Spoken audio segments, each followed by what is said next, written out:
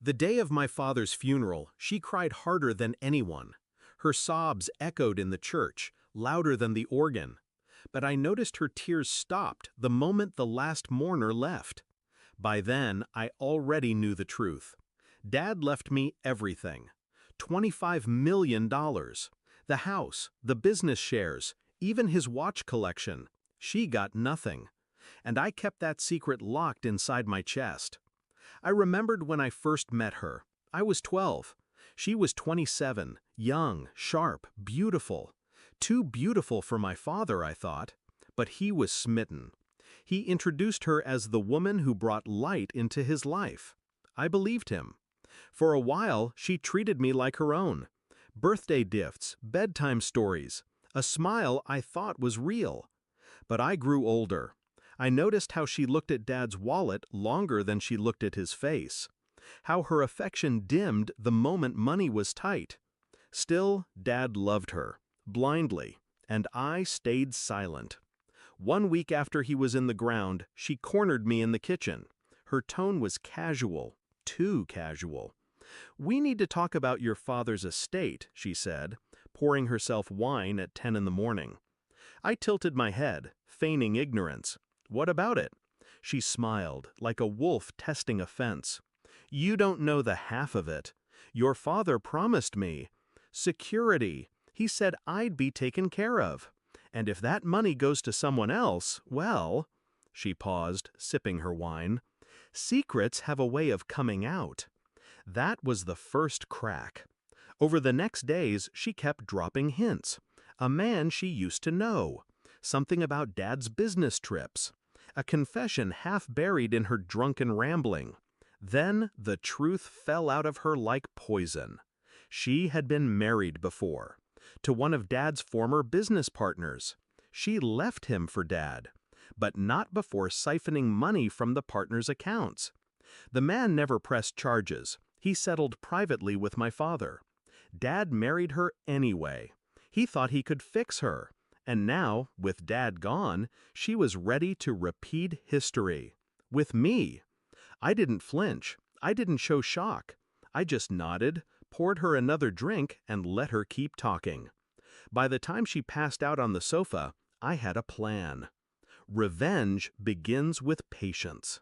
Step 1. I hired a private investigator. Quiet, precise. Within days, I had everything.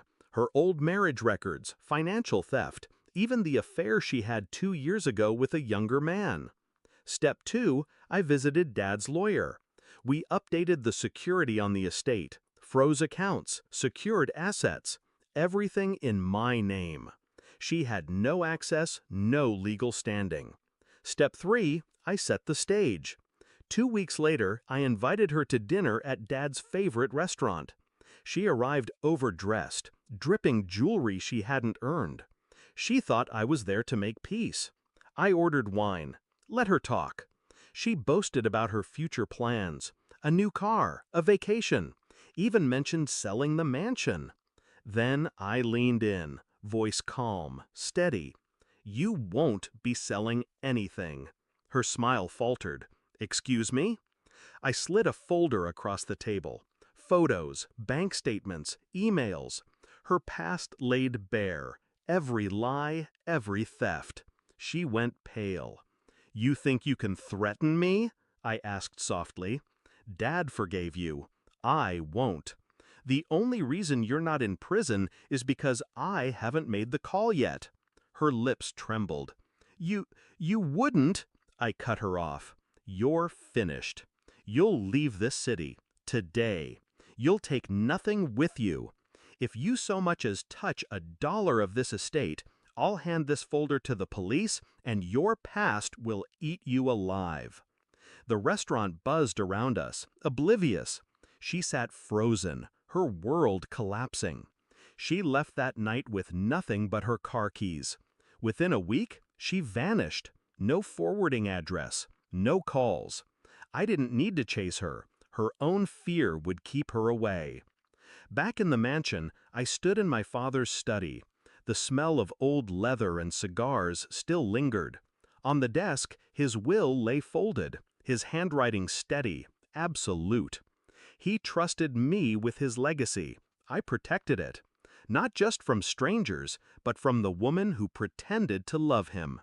Do I regret it? No. She made her choices long before I made mine. She chose greed. I chose loyalty.